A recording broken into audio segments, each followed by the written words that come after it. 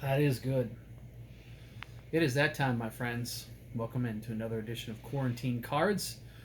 I'm your host, TC Popcorn, at TC Popcorn on Twitter, at TC Popcorn on Insta. You can find me on Facebook as well if you desire, and of course, my YouTube page. I got to point out that out of this glass is a 2005 NFC North Division champion. Go Bears. Um, Pretty sure that was the year they got absolutely annihilated by Carolina in the second round of the playoffs. Thanks, Steve Smith. I'm still having nightmares of that one. Outfit today: Toronto Blue Jays cap, Cubs jersey. It's a Carlos Zambrano Hall of Fame jersey. So you got the old school Cub on the sleeve. I didn't think of this, but Carlos Zambrano, of course, was playing in independent baseball last summer. I should have had some of my connections. Get a John Hancock for me on this, but it's all right. I've only got about 5 or 6 jerseys or so we'll kind of rotate through them because my friend Jeff Myers was actually doing his own uh, opening of cards today from the 1970s, a Kmart pack, and he was wearing a Ross Glode White Sox jersey. No White Sox jerseys in my arsenal, but a Carlos Zambrano Cubs Hall of Fame jersey is how we'll start it out. And I guess we'll delve right in, as always, to our first pack, which, as you know, is the 2020 opening day. And talk about these a little bit before getting into some other fun conversation, and then on to our main course for the evening. All right, we start with Jean Segura with the Phillies, formerly of the Mariners and the Diamondbacks, and also the Brewers. 203 hits in 2016, hit 319 that year. Pretty productive shortstop still. Doesn't have much in terms of juice, but still can steal double-digit stolen bases last year for the Phillies. Jean Segura. D. Gordon, the speedster with the Mariners. We just had a card of him the other day, so I'll refrain from speaking of him on these opening day cards. Speaking of, here's another Joey Lucchesi with the Padres. I think we're starting to get some doubles here, huh? Brandon Lowe with the Yankees. I don't know if that one actually, or I guess he's a Rays, sorry. Came up last year, played 82 games, and hit 270 with 17 homers and 61 RBIs. MLB All-Star season ago, but an injury kept him out. There's not a whole lot of cards in the opening day set. I think there's only 200, which is why you can get doubles rather easily. But they package them, cheaply and process them quickly as well. Here's a Yankee. That's what I was talking about. Luke Voigt. The Bronx Bombers and the Pinstripers, from the Cardinals to the Yankees. 118 games last year at 263 with 21 homers and 62 driven in. Back of his card says he can squat more than 500 pounds and bench press 365. Good luck with that. Apparently he hit a 470-foot home run early last year. Here's a good one. A Cub, Chris Bryant. Congratulations to Chris and his wife, who had their first child days ago. 282 average, 31 homers, 77 RBIs. He survived all the offseason trade talk and is still a member of the Northsiders. And speaking of Northsiders, everybody loves that lovable mascot, Clark. Whether dueling lightsabers on Star Wars night or sitting upon the Iron Throne at Wrigley Field, Clark kept his Instagram feed packed. The Cuddly Bear has been the team's official mascot since 2014. I remember there was a lot of questions about Clark initially with his outfit. Anyway, so we've gotten into that. I want to talk about this beverage that I've got in front of me. I took a sip of it. I'm going to post with this a picture of the bottle. It is a special maker's blend of Crown Royal. Now, my brother-in-law loves the Crown Royal bags. So a few years ago for Christmas, we went on a hunt to get some personalized Crown Royal bags because they were doing it throughout various locations in the Chicagoland area. And we went to this one, and we were one of the last people to get them actually engraved. We had to go back and pick up the bag the next day, but we wanted to get more than one bag, so we bought more than one bottle of Crown Royal. I think the other one was maybe vanilla. And so we just said, whichever one of these two you want is fine, I'll take the other one. And so I ended up with the Maker's Blend of Crown Royal. It's just Crown Royal and Pepsi tonight. That's what we're going with. And go Bears in the NFC North Division Championship. So I gave you a peek into the green bag last time, remember? Of all the cards. Now I've officially put everything in the green bag. So you can just see how full this is. It's pretty stinking heavy. Tonight we're going to jump into some more of the 2020 Topps Heritage. There's only 9 cards in here, so it shouldn't be too long. But that's coming up in a few moments. In the background, moments ago, I kept hearing my green screen. It has not stayed on the wall. So I don't have anything mounted. I'm trying to put it up with painter's tape. But if anybody has any suggestions on how to keep my green screen from falling down so that I don't have to go up and reaffix the tape and tap it consistently on the wall every time I'm going to use it, that'd be great. So let me know at TC Popcorn. Send me a note. And again, appreciate some of those comments that were coming in. Jeff commented, Craig commented, Taiwan commented, got a bunch of comments.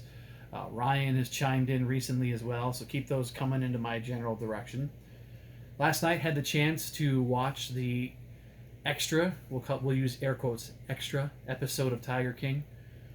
Let me just say, incredibly disappointing.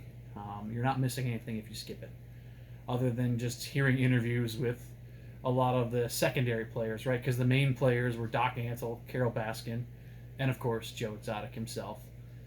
Dylan Passage, Joe Exotic's current husband, is not in the interview session, but his first husband was from the throuple, the Joe Finley character, and they just kept making fun of him. Joel McHale did that he was actually wearing a shirt in the interview, which he didn't do in the entire series. Go figure. Continuing in the trend of cassette tapes, broke out this one. It's Billy Joel, Stormfront. I got challenged on Facebook by my buddy Scott to do one of those 10 albums that have influenced you. This would definitely be up there. This might have been one of the first cassettes that I bought. And it was because of song number 2 on side A, right? Because they have 2 sides, which is We Didn't Start the Fire. But there's so many other great songs on here. And I think this is probably part of the Billy Joel that gets kind of overlooked. Trying to think of the one song, And So It Goes, which is how it ends, is used in a couple of TV series. So as I look at this one, it is literally at the end of side 1. See, you can see that there's nothing on this side, but it's all on that side. So that would be the beginning of side 2 if you were to play it. Craig actually asked me, do I have any 8 tracks or vinyls? No 8 tracks. Do have a few old vinyls at my mom's house still. Vinyls are coming back, right? Some of those old sounds should still sound pretty good on the new record players. The first song on side 2 of this is Stormfront by Billy Joel, which is kind of, I guess, foreshadowing what we're all going through, right? There's a storm front coming, mood indigo. I hope that none of us are having mood indigo, and that maybe I'm helping to relax you a little bit throughout this. We'll see what comes up for the next episode, what other cassette tapes I can find when I'm cleaning the house. I don't have a lot left, but there are some somewhere, I know.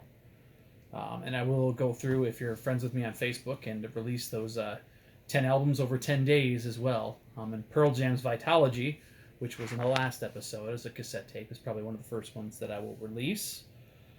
That's about it. Yeah. So let's delve into this week's episode, or this edition. I think it's episode 11 that we're on now. And continuing with the 2020 trend, last time I opened a 2020 pack of Topps. Series 1, Series 2 is not out yet. Bowman series has been delayed, obviously, too, with everything going on. This is 2020 Topps Heritage. And I talked about how much I love these Topps Heritage cards. They are gorgeous. They are today's cards in the 1970s style, right? And there's only 5 to 8 cards in here if there's a special insert. Fingers crossed. All right. What do we have, my friends? We start with Enrique Hernandez of the Dodgers, commonly referred to as Kike. And one of the things that's really cool about this is the black outline. Speaking of the Dodgers, I cooked ribs last week, and Joe Davis, I got to know him at a very young age, infancy in his broadcasting career. He's the television voice of the Dodgers. He had the chance to fill in for Vin Scully and take over for him. Talk about a little bit of some difficult footsteps to follow there, huh? He's actually doing a podcast with Oral Hershiser, who's his partner on Dodgers television right now. But I asked Joe for some advice on some ribs because Joe, on his Instagram page and his social media pages, likes to do some cooking tips. And so he gave me some nice advice. One of the things I like about these 1970s cards is on the back here, you got the headshot too to go with the stats. Let's see. His bobblehead night was on August 22nd against the Blue Jays. His family was in the stand, and he had an RBI single to cap off a 3-run rally. Tough year last year, though. Hit 237. Here's Rougned Odor, better known as Rugi, with the Rangers. The 2019 Venezuela Little League World Series team had to fight poverty and food shortages to make it to the tournament, but Rougned provided money so the team could make the long trip to Williamsport. He's a 205 hitter last year with 30 homers and 93 RBIs. A Redbird, Harrison Bader, hit 205 last year as well. Never lacked confidence in high school while getting caught absent-mindedly signing his name on a pad of paper in class. His teacher told him, "This is going to be worth something someday." Maybe. I mean, they have their fake signatures on here, right? A nickel? I don't know how much Harrison Bader's worth, what kind of career he's going to have. Speaking of careers, though, CC Sabathia, the New York Yankees, officially retired. 4.95 ERA, but capped his career with 251 wins and over 3,500 innings. He was nominated for the Roberto Clemente Award for his Pitch in Foundation, PITCCH in Foundation, that enriches the lives of inner city youths with backpack drives, school supplies, and renovation of baseball field. First game in the majors was 2001, so almost a 20-year career. Career ERA of 3.74, over 3,000 strikeouts in 3,500 innings. Hall of Famer? Don't know.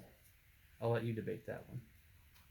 A guy who's traded addresses from Boston to Los Angeles, ironically, Mookie Betts. He scored a run in 13 straight games in 2019, which tied Ted Williams for the longest streak in a single season by a player on the Red Sox. Jesse Winkler of the Reds. Early prediction now that the Cincinnati Reds, well, over 162 game season, I had said they would have definitely won the National League Central. I don't know how many games they're going to end up playing, but the Reds are going to be a darn good team. Winkler hit 269 last year in 113 games, but a sore neck ended his career, but not before he smashed career highs in total bases and rates of extra base hits. Jesse Winkler. And again, these are Topps Heritage cards. You can see the nice little Topps logo in the top corner here. This is Merrill Kelly of the Arizona Diamondbacks, who made his big league debut at age 30. He worked in the Korean baseball organization for a while, where he won 48 games. He was 13-14 in his first season with the Diamondbacks. I think we only have 2 cards left. I don't even know how to say this guy's name. He's a second baseman for the Yankees. We'll call him Thairo Estrada. One of the things that I learned in broadcasting is you have to be convincing. So you have to sound like you know what you're saying, even if you don't actually know what you're saying. So Thairo Estrada is how we're going to say it. He was an unheralded prospect, but quickly made a name for himself by hitting .280 in his first 50 at-bats for the Yankees. I'm sure that the injury to Didi Gregorius is a big reason why he was around last year. And I guess we ended on a North Sider, Tyler Chatwood. What role is he going to fill for the Cubs this year? Earns respect in the clubhouse for his work ethic and accountability. Found a niche as a reliever, allowing just a .223 average with 2 saves over 54 innings, 3.76 ERA, 74 strikeouts, over 76 2/3. Of course, the Cubs gave him a very fat contract, and there were a lot of questions about Tyler Chatwood and what would happen. So that will put the finishing touches on this one. Another episode of Quarantine Cards. Feel free to go back and watch any of the previous episodes on my YouTube page. And again, thanks for the support. Hope you're enjoying it. Everybody's staying safe. Most importantly, do what? Wash your damn hands. Thanks to Mrs. Popcorn for the camera work. I'm TC Popcorn. Go Bears. Cheers.